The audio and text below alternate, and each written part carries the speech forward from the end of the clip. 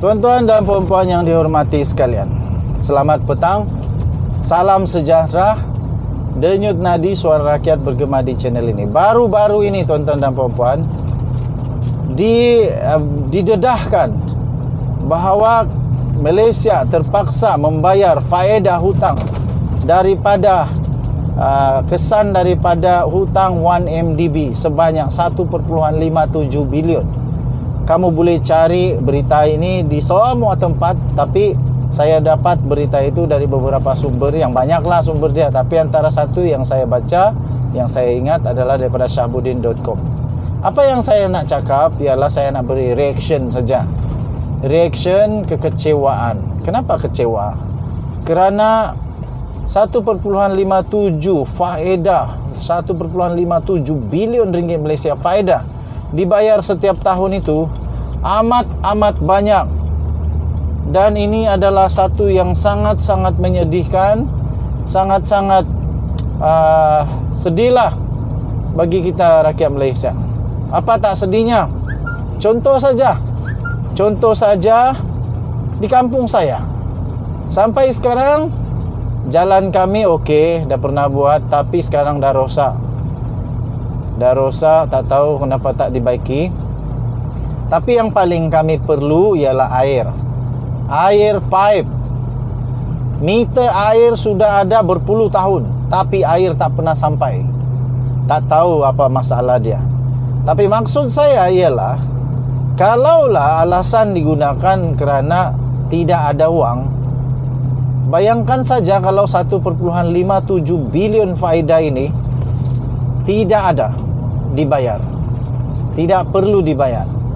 Itu bukankah membawa manfaat kepada rakyat jelata? Bukankah membawa manfaat kepada orang ramai?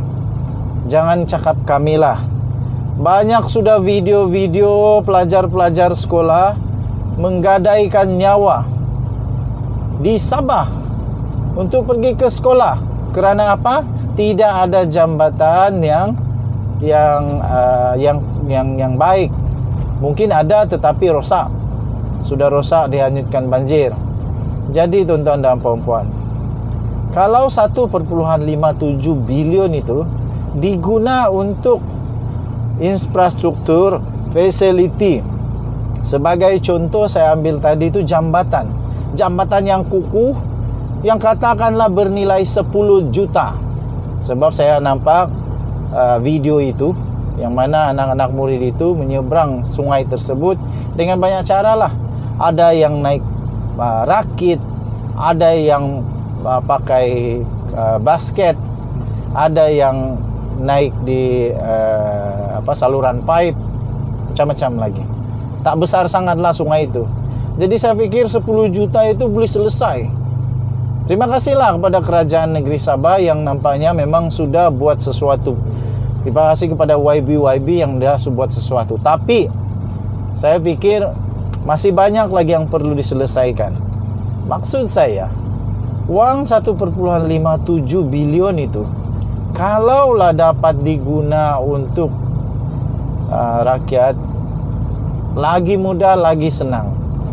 Mudah, senang untuk untuk rakyat jelata. Nah, ini belum lagi tempat-tempat yang terpencil, yang dalam, yang perlu klinik.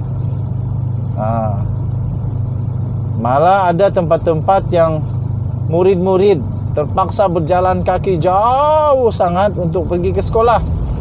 Kalaulah tempat itu cukup syarat dan boleh buat sekolah, dengan 1.57 bilion itu saya fikir bolehlah buat sekolah kecil-kecil kah, asrama kah, at least boleh buat asrama di sekolah yang mereka tinggal. Jadi inilah natijahnya dengan pengurusan yang mungkin silap pada ketika itu. Walaupun Najib Razak kata tak tahu, walaupun Najib Razak kata dia mungkin ditipu, kena main-main, kena game, tapi mau tidak mau kena ambil tanggungjawab. Realitinya ialah benar negara berhutang, terpaksa bayar hutang 1.57. Dan melalui berita itu juga Tengku Zafrul Menteri Kewangan sendiri mengakui bahawa setakat 30 Jun yang lalu baki komitmen hutang 1MDB ialah sebanyak 32 bilion. Tuan-tuan dan puan-puan yang dihormati sekalian, 32 bilion baki komitmen hutang ini bukan sikit, sangat-sangat banyak. 32 bilion ini dapat membantu seluruh rakyat Malaysia. Bayangkan berapa banyak 32 bilion itu. 32 bilion kalau dibahagikan kepada rakyat Malaysia sebanyak 30 juta. Oh, banyak tu boleh dapat. Jadi teringat pula kata Najib Razak ketika berdebat dengan Anwar Ibrahim. Dia kata kek. Lepas itu Anwar menjawab menjawab apa yang dikatakan oleh Najib Razak tentang kek itu. Dia kata, "Yalah, kek tu bagus, tapi kalau makan seorang tu masalah dia." Aduh, mau tidak mahu itulah yang kita alami. Jadi pada saya, tuan-tuan dan puan-puan, kebenaran itu tetap kebenaran. Kebenaran itu tetap kebenaran. Saya tidak menghalang mana-mana pihak untuk sama ada mahu terus menyokong atau tidak menyokong Najib Razak atau UMNO. Tak ada halangan langsung. Okey, kamu teruskan. Tapi kebenaran harus didedahkan. Rakyat ada hak untuk tahu kebenaran. Jadi sama ada mau terus sokong dia, itu terpulang, tidak masalah. Itu hak masing-masing. Okey, tapi kebenaran harus diberitahu.